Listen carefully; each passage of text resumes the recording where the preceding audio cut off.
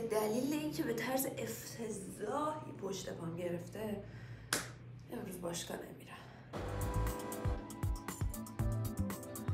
یعنی به قرآن مجید اگر یکی تو ویدیو امروز با من بخونید اینا خیلی به زور شلوار رو کردم. سلام.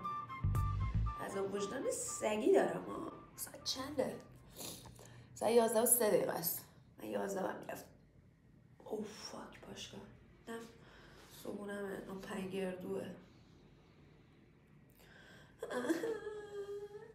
باشگاه میخوام.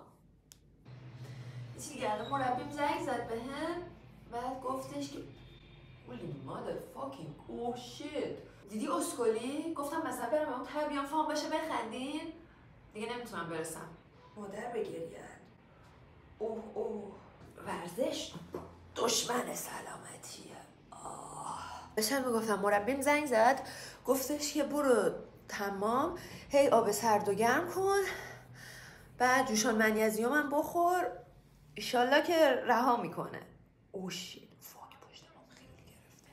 بعد خیلی اعصابم خورد بود. خیلی.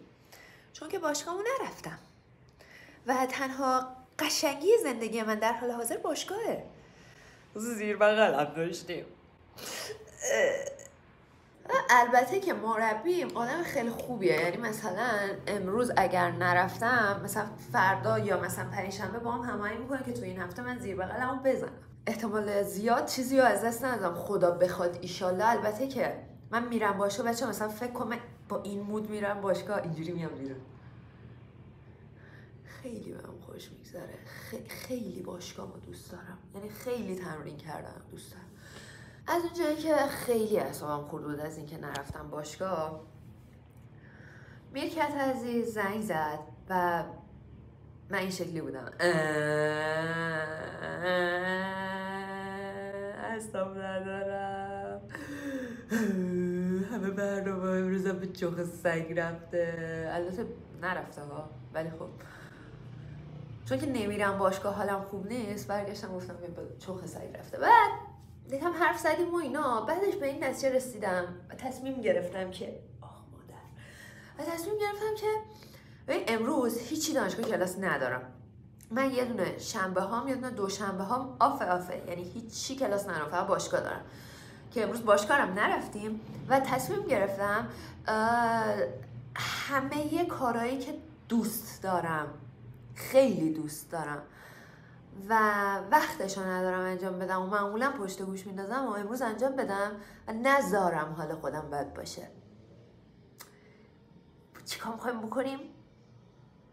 میخوام بشینم هر چقدر تا خسته بشم شعرها و خانمو بخونم کتابشو. ببخشید پریدم وسط ویدیوتون اما من در حال ادیت آیندم اومدم بگم که حتی یه صفحه هم نخوندم چون که ویدیوی فردا یعنی ویدیو دیروز خیلی طول کشید. حالا میبینیم بایی چون واقعا 10 صفحه اصلا کاری داشت با هم نمیکرد. دلم میخواد بشینم 3 ساعت 4 ساعت کتابمو بخونم.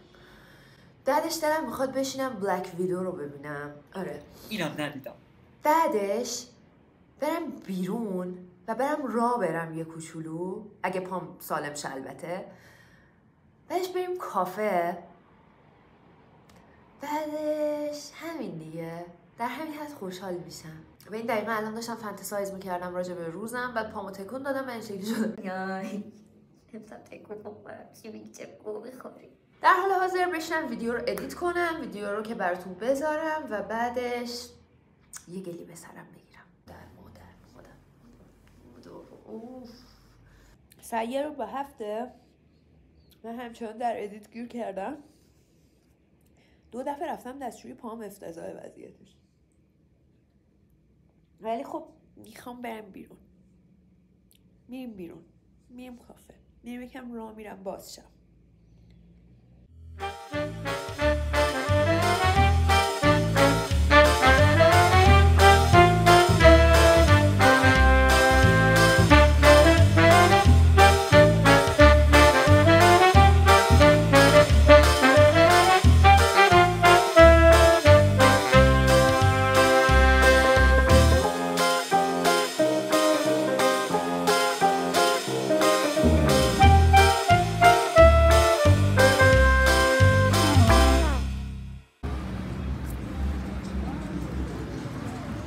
40 سالش میشه.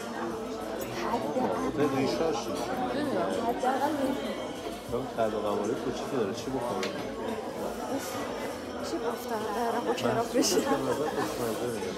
چجوریه؟ ببین اینا مهراتون در عکس باید رنگشون فرق کنه ولی این نمیدونم چرا رنگش فرق میشه. اینا مهراتون اینا مهرها من اون دروازه تو این دروازه من باید گل بزنیم بعد واسه ضربت هم یه تای میداری تایمت بگذره. خب من از کجا آها من نشون میده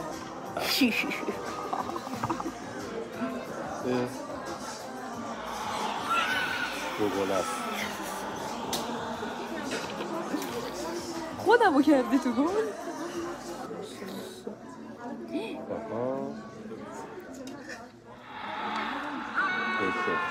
گل دیگه که بزنه برده من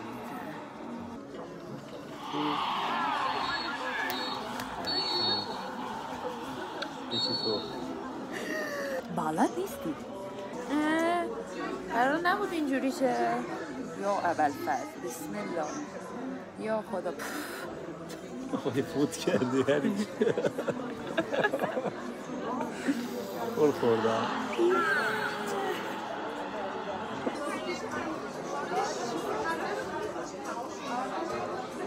این چرا؟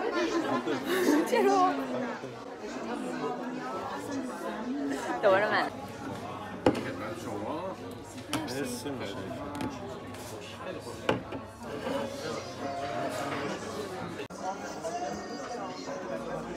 چه خوشگله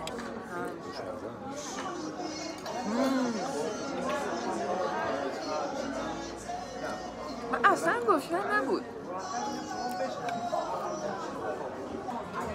قشنگ پیتزا ایرانیه من دوست دارم من خیلی دوست دارم مامانم گفته سرسنگین باش خب سرسنگین باشم سرسنگین بودی که من باشه بکنم چقدر گوشنه بلشم محسیما جان این یکی از سابسکرایبرامه که من خیلی دوستش دارم اونم به من لطف داره ولی با اون قهره تو رو خود قهر نکن love you قهر نکن با خوب میبینم